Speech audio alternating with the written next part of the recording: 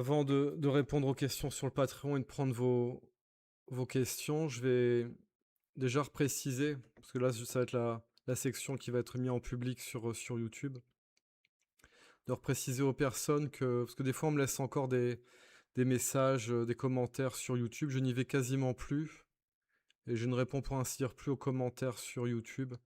Si vous voulez être en interaction, c'est de venir comme ici durant les directs, et aussi via le Patreon et via le Discord pour les souscripteurs qui ont accès au Discord sur le Patreon. Donc ça, c'est la première chose. Ensuite, je reprécise, comme j'ai déjà dit les dernières fois, que ici, les directs, c'est un petit peu des... Comment dire? Un peu une vitrine, un petit peu comme les articles qui sont mis sur le Patreon, ce sont des vitrines.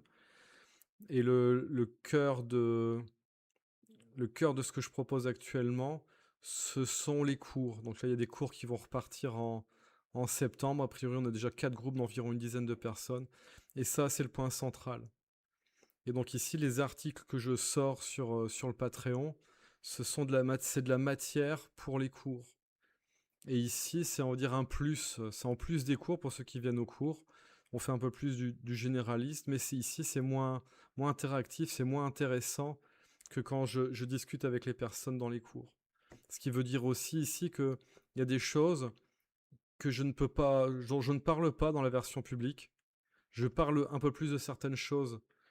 Pourquoi j'en parle pas? Parce que sinon ça fait polémique avec des gens qui me connaissent pas, qui vont pas comprendre ce que je raconte, qui vont interpréter de travers ce que je raconte. Donc je peux en dire un peu plus pendant les directs ici, parce que je connais un peu plus les personnes qui viennent là, et qu'il y a aussi une sélection de motivation et d'intérêt de ce que je fais à venir ici sur le Patreon. Donc là, pour vous donner une idée, c'est un peu pour le tout venant, ici j'ai 2700 abonnés, j'ai 90 personnes qui sont sur le Patreon, dont 50 souscripteurs.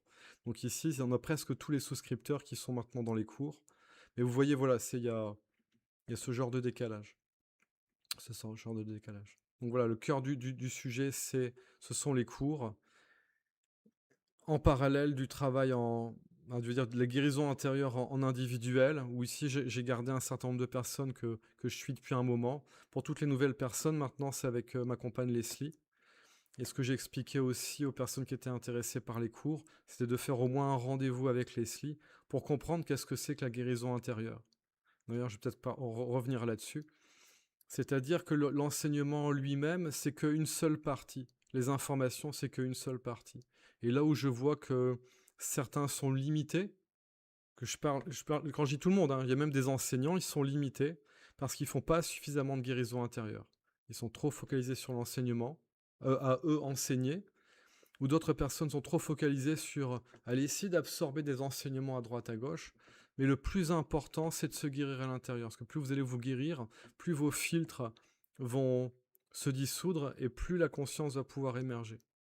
Donc il y a besoin d'avoir certaines directions. C'est ce que je donne ici dans les directs, dans les documents et dans les cours. Mais il y a aussi le fond du travail qui est seul, d'aller se guérir, d'aller oser voir ce qu'il y a à l'intérieur de soi et de se faire accompagner pour les choses qui sont plus compliquées.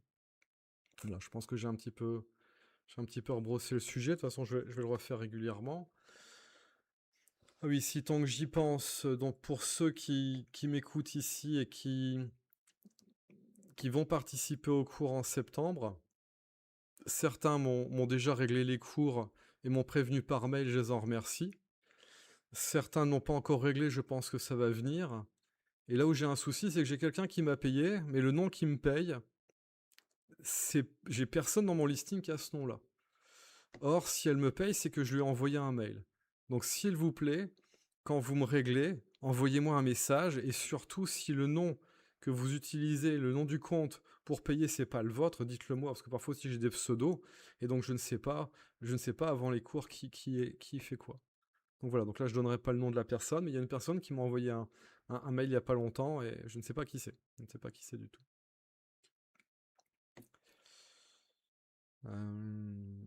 Alors, je vais regarder un peu les questions ici sur le chat ou ce que j'ai en stock.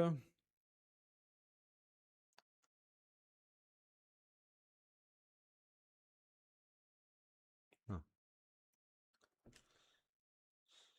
Je vais commencer par la question de I am beyond everything. Le chemin initiatique peut-il mettre en lumière notre inconscient, notre ombre, comme dit Jung?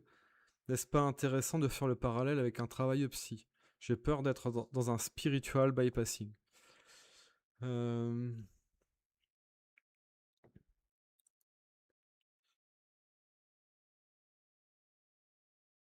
Alors, I am beyond everything, si on se connaît, donne-moi ton prénom, que je me souvienne qui se cache derrière ce pseudo. Donne-moi ton prénom dans le chat. Dis-moi si t'es dans les cours ou si tu vas venir dans les cours. Euh, donc le chemin initiatique, tout l'ensemble du chemin initiatique, c'est notre être véritable, c'est l'esprit, notre essence divine, notre être, au travers de notre soi, notre je suis, qui essaye de faire comprendre à l'humain qu'il est une projection divine. Et que étant une projection divine, d'accord Axel, étant une projection divine, nous sommes limités, nous sommes autant limités que les personnages de jeux vidéo auxquels on peut jouer. Et donc tout l'ensemble du chemin initiatique, ça vise à apprendre à laisser faire notre essence divine, à laisser faire l'esprit, pour nous faire sortir de l'illusion dans laquelle nous nous trouvons. L'image que je donne souvent, c'est que c'est comme si l'humain, c'était l'ordinateur de bord d'une voiture qui s'obstine à vouloir piloter la voiture tout seul et à croire qu'il en est capable. Ce n'est pas le cas. Et donc l'inconscient, ce qu'on appelle l'inconscience, ça correspond à tout ce que l'humain y porte en lui de cette vie, de ce qu'il a vécu, de comment il a été éduqué, conditionné, de ce qu'il hérite en transgénérationnel, des aspects de mémoire d'âme qu'il porte également. Et il vit les choses tellement, de façon compliquée, surtout que la vie sur Terre elle est assez choquante, que l'être humain il va rentrer en dissonance cognitive, il va se mettre des œillères, il va se raconter des histoires. Et donc ça, c'est en lien avec l'inconscient. Et l'ombre, on va dire que c'est les aspects de nous qu'on ne veut pas voir, c'est les aspects de nous d'ignorance, de douleur ou de souffrance. La souffrance, c'est le refus de la douleur. Alors, n'est-ce pas intéressant de faire en parallèle un travail psy? Ça dépend quel type de travail psy. Si vous prenez la Gestalt, il y a des choses intéressantes, mais grosso modo, les travails psy sont limités à un niveau parce qu'ils ne se cantonnent qu'aux psycho-émotionnels et aux aspects mentaux. Il n'y a pas de travail spirituel réel qui est fait dans un travail psy. Et c'est ce qui fait dire à certaines personnes, ça fait 30 ans que je fais de la psychanalyse, ça fait 30 ans que j'ai identifié toutes mes problématiques intérieures, et pourtant je suis toujours aussi malheureux et rien ne va mieux.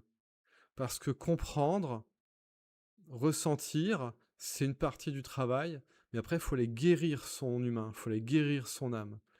Et c'est pour ça que je dis, allez faire au moins un rendez-vous avec Leslie, qu'elle vous montre qu'est-ce que c'est que de guérir son âme.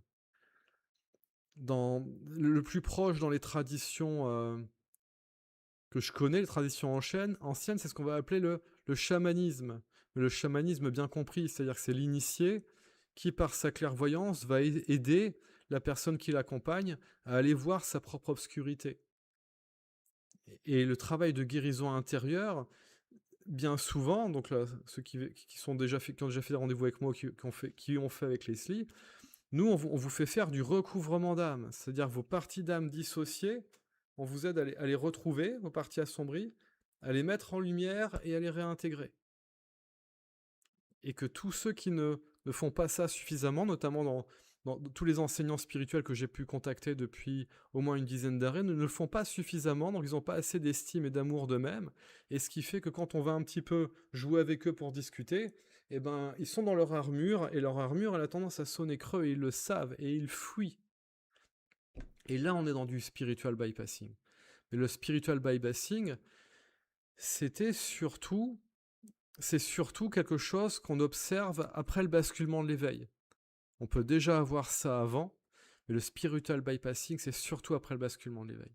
Parce que comme il y a une ouverture à l'absolu, on croit qu'on a résolu nos problématiques intérieures, alors qu'elles sont juste éclipsées temporairement par la lumière de l'absolu.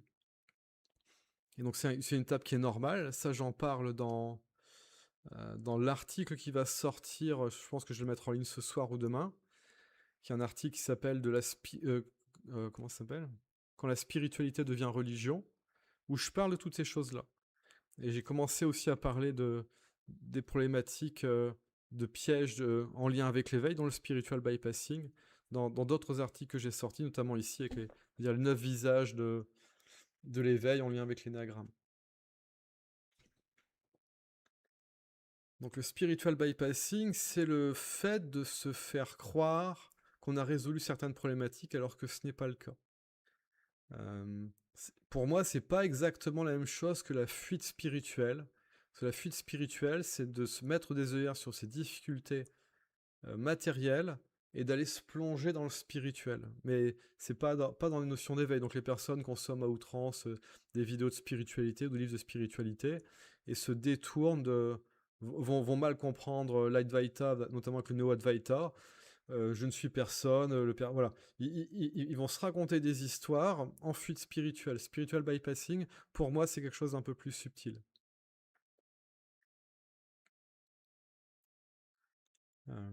Ah, bonsoir Camille. Donc c'est bien que tu as posé une question, je vais y répondre après. Ah oui, Robotop qui disait que j'étais sur le chat Patreon. Donc voilà, pour être sur le chat Patreon, c'est les commentaires Patreon, faut pas aller là. C'est pour ça que comment ça s'appelle? Dans l'article, je remets toujours en bas, pour la version des abonnés payants, lien direct vers le YouTube, voilà, parce que tout se passe sur YouTube. Patreon, c'est juste une plateforme d'intermédiaire, finalement. Donc, I am Everything qui dit merci, voilà. Donc voilà, après, c'est aussi ces choses-là, c'est vraiment dans les cours qu'on va pouvoir en discuter. Alors Camille qui demande, est-ce sain de chercher une zénitude par le retour à soi? J'ai l'impression que ce phénomène de bypass n'est jamais loin. Euh,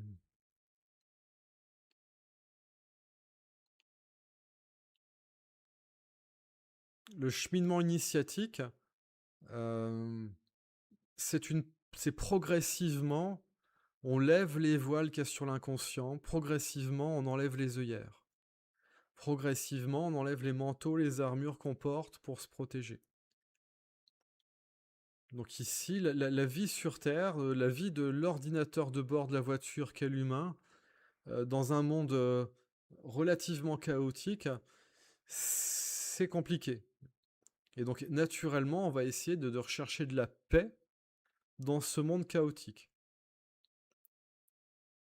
Et donc c'est sain et c'est naturel d'aller chercher une paix intérieure. Sauf qu'il faut bien comprendre que la paix intérieure n'apparaît pas en étant dans la négation de ce qui est chaotique, mais dans le fait de rentrer pleinement dans ce qui est chaotique afin de l'ordonner avec de la conscience et de l'amour. Et c'est ça le cheminement initiatique. Ceux qui sont dans la fuite, ils sont dans une spiritualité négative. Et ceux qui vivent l'éveil par fuite spirituelle, parce qu'on peut réussir à vivre l'éveil par fuite spirituelle, et que ensuite les personnes se réfugient dans le spiritual bypassing qui est en lien avec la révélation de l'absolu, qui correspond au basculement de l'éveil de la 5e initiation, ils sont dans ce qu'on appelle un éveil négatif, c'est un éveil illusoire. C'est un éveil négatif parce qu'ils sont dans la négation de leur ombre intérieure. La 5e initiation, le basculement de l'éveil, c'est le moment où la lumière, elle apparaît vraiment, et c'est cette lumière qui va nous permettre de, comment dire, illuminer nos ombres. C'est un basculement, parce qu'avant le basculement de l'éveil, on pense qu'on est des êtres humains qui avons des expériences spirituelles. Après le basculement, nous savons que nous sommes des êtres spirituels qui ont une expérience humaine. Et ensuite, il y a autre chose, c'est que comme l'humain il se retrouve coupé de l'esprit et du divin, il n'est plus dans cette optique d'un être spirituel qui a une expérience humaine, mais il est dans le contraire. Donc, ce qui fait que son mental, il est inversé. C'est le fameux « Ah, qu'est-ce que je serai heureux quand je serai heureux ». C'est-à-dire que ah, qu'est-ce que je serai heureux quand je serai heureux, ça veut dire que le bonheur est recherché dans la forme.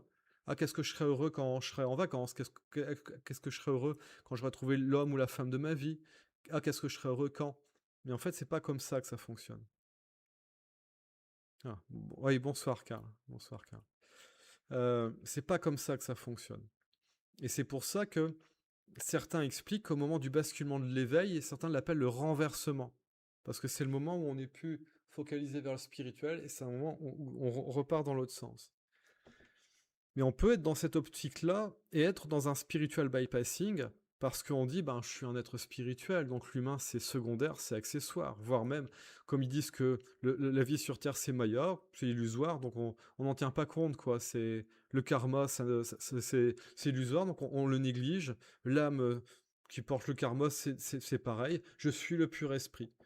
Et donc le spiritual bypassing comme ça, c'est je suis le pur esprit, donc l'humain et l'âme, qui est l'intermédiaire entre notre essence spirituelle et l'humain, sont niés.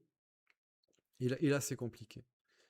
Et donc ce spiritual bypassing au moment de l'éveil, ce sont les personnes qui se retrouvent face, ça veut dire à la lumière, et qui contemplent la lumière et qui sont éblouies par la lumière. Et après, il y a un deuxième retournement qui doit se faire, c'est la dynamique, quand on a reçu le basculement de l'éveil, qu'on se retourne pour incarner la conscience dans le corps, c'est comme si les personnes, elles se retournent, et ayant cette lumière dans leur dos, si je puis dire, étant eux-mêmes illuminés, c'est de regarder l'humain, regarder la matière, et cette conscience qui illumine la matière et qui révèle tout ce qui avait été caché, tout ce qui avait été nié, tout ce qui avait été blessé. Et c'est là qu'on commence vraiment à rentrer dans l'alchimie spirituelle. C'est-à-dire que c'est avec la conscience, avec l'amour divin, en nous, pour nous, que l'on va éclairer nos ombres, éclairer nos blessures et guérir tout ça.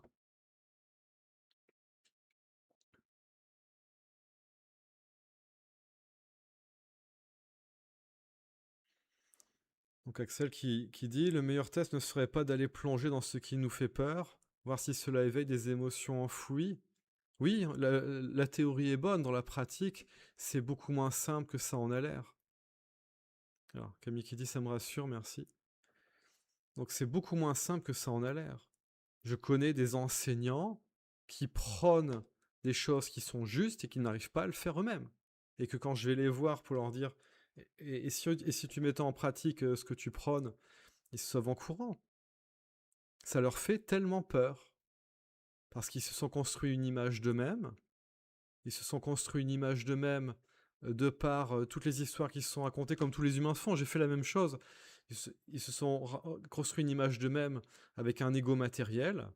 Et quand ils sont devenus enseignants, eh ben, l'ego il est devenu spirituel. Donc ça, j'ai fait un article à ce propos.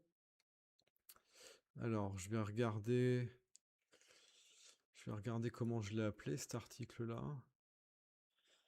Donc c'est sur le Patreon, hein. Ce sont des articles en accès libre. J'ai pris le pas de proposer gratuitement ces articles-là. Un grand merci aux 50 personnes qui sont souscripteurs payants, qui permettent de voilà, qui me permettent de voilà de pas travailler entre guillemets pour rien. Et encore un plus grand merci pour ceux qui viennent au cours, qui bénéficient des documents en question. Alors collection.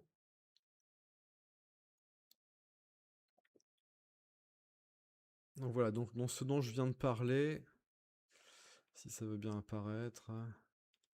C'est l'absence d'intervision. Intervision, c'est le fait d'interagir et de se remettre en question mutuellement. L'absence d'intervision comme facteur de risque chez les enseignants spirituels. Donc ça, je parle de ça. Mais c'est pas cantonné qu'aux enseignants spirituels, c'est pour tout le monde. Là où ça devient problématique, c'est quand les enseignants spirituels voilà, sont dans des formes de spiritual bypassing. Ici, récemment, j'ai sorti 2 articles en 2 parties, les 9 visages du basculement de l'éveil, où est exposé, notamment dans la partie 2, que selon son type énéagramme, on va pas avoir les mêmes mécanismes de défense, et que ce qu'on appelle spiritual bypassing, ça va être beaucoup plus marqué chez certains types que chez d'autres. Et chez d'autres, on n'appellera pas ça spiritual bypassing, mais ce sera la même fonction. Ce seront des mécanismes d'évitement. Et donc c'est pour ça que j'ai fait ces articles et qu'on va en parler durant les cours, pour que vous puissiez identifier vos mécanismes d'évitement et que vous compreniez que ces mécanismes d'évitement sont en lien avec les illusions et les peurs qu'ont votre humain par rapport à ce que vous portez à l'intérieur de vous. L'humain, il est terrorisé parce que quand il a été choqué enfant par des traumas, il n'a pas su gérer, donc il s'en est coupé, et il a peur d'y retourner parce qu'il a la mémoire de ce trauma. Et votre humain, quand il y a les mémoires d'âme, notamment les mémoires de la chute, dans les aspects de pouvoir un peu démoniaques, des mondes d'en bas un peu infernaux, c'est pareil, il est terrorisé, il veut pas aller voir ça. C'est pour ça que tout le cheminement initiatique, il se base avant tout sur le fait de se tourner vers notre âme, notre je suis, qui est le médian par lequel notre soi, qui est lui-même un intermédiaire de notre être, c'est notre être au travers du soi, au travers du je suis, qui vient illuminer notre conscience. Donc le basculement de l'éveil, c'est un moment de basculement où l'ouverture à la conscience, elle bascule dans quelque chose de très significatif. Donc c'est le personnage, c'est la personnalité égo qui est éveillée, et le personnage, c'est le masque, c'est les histoires qu'on se raconte. Donc déjà, il y a beaucoup d'enseignants spirituels qui ne savent pas faire la distinction entre la personnalité égo et le personnage. Ils n'ont pas le discernement. Et donc ici, c'est la conscience de votre être qui vient pour illuminer votre personnalité égo, que la conscience prenne place dans votre personnalité égo, et que après vous avez le discernement de voir votre personnage et vos mécanismes. Mais ce ne sont que des mécanismes de défense. Ce sont des programmes de l'ordinateur de bord. Et c'est de vraiment dédramatiser tout ça. Et tout ce qui est sombre, qui est démoniaque post-chute, c'est pareil, ce sont juste que des conséquences d'expériences de libre arbitre avec des aspects de déviation qui ont fait qu'à certaines époques, on a beaucoup plus perdu cette conscience divine, cette unité avec notre aspect divin, et ça a posé des problèmes. Mais ça, c'est vraiment, en vérité, c'est anecdotique. Et c'est pour ça que les personnes ont peur de choses qui sont des illusions.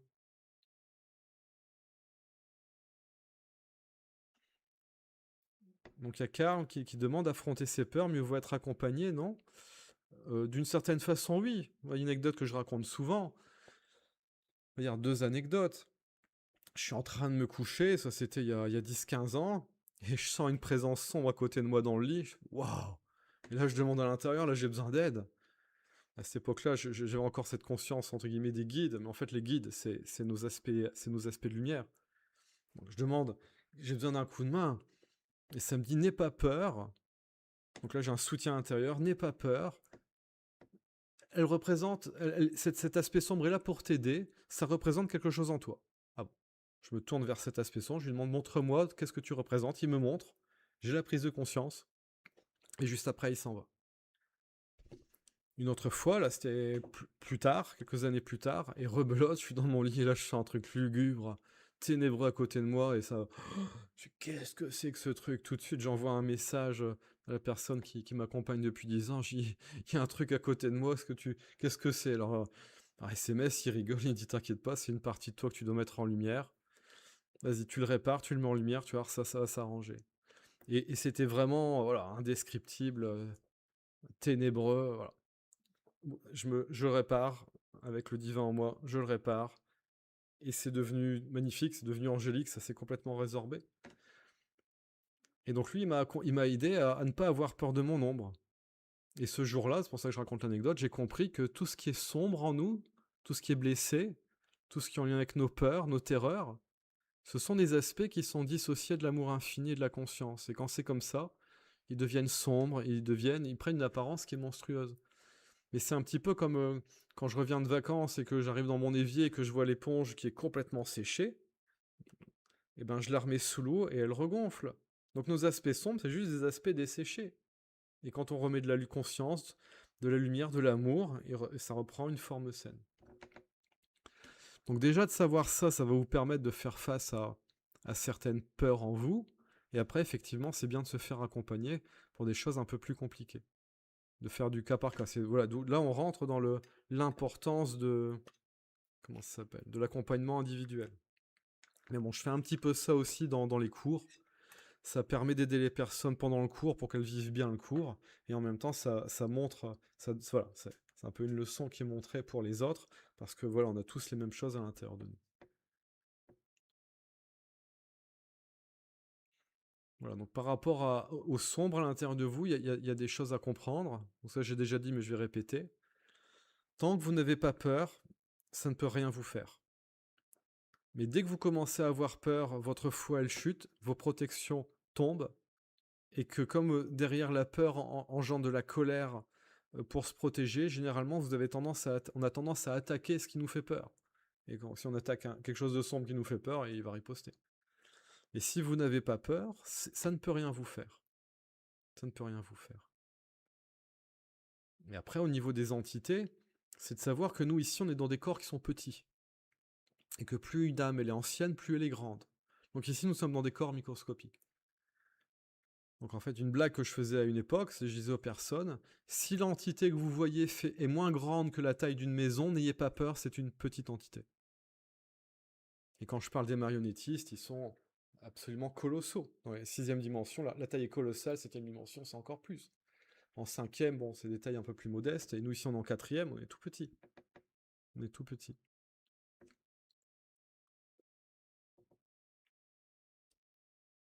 Une autre anecdote que je raconte, c'est une fois, je me projette en conscience sur un lieu que je connais, on intervenait.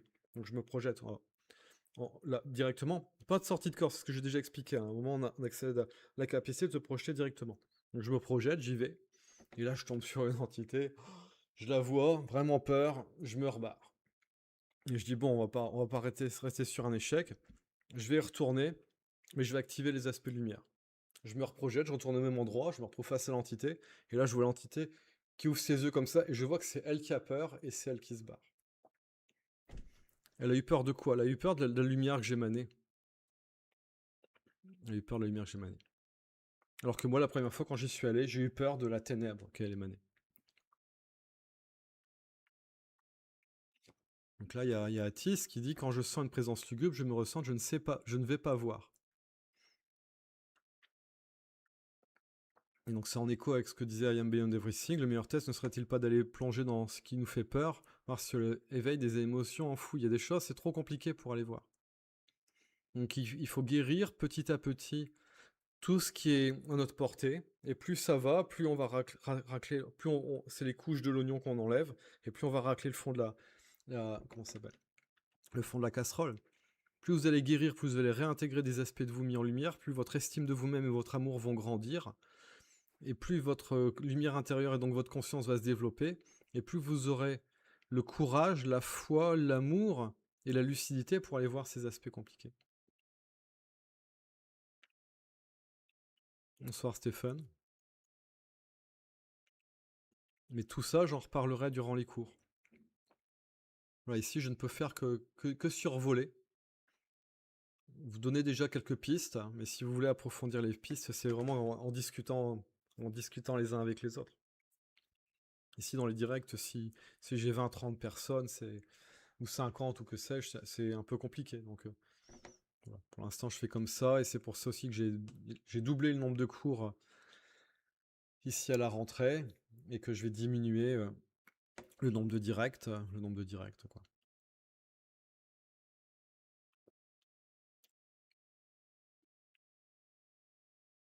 Donc Marianne qui demande comment rejoindre les cours, s'il vous plaît. Donc vous allez sur mon site professionnel, Stéphane Bissement, en page d'accueil.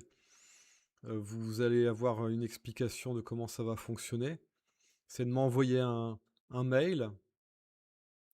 Donc vous avez mon mail dans contact sur mon site pro pour me dire que vous souhaitez vous souhaitez participer au cours. Il y a aussi le contact de Leslie sur ma page d'accueil. Et là, vous prenez contact avec elle, elle va vous donner un rendez-vous. Et c'est de faire au moins une séance avec elle. Et au moins une séance. Ici, les cours ils vont commencer dans un mois et demi en fonction de dans quel groupe vous serez. Et voilà, si vous allez faire 1-2 rendez-vous, voilà, au moins vous allez avoir quelque chose de concret, d'expérimenter quelque chose de concret. Ce qui fait qu'après, durant les cours, vous aurez une base par rapport à des choses que je vais expliquer.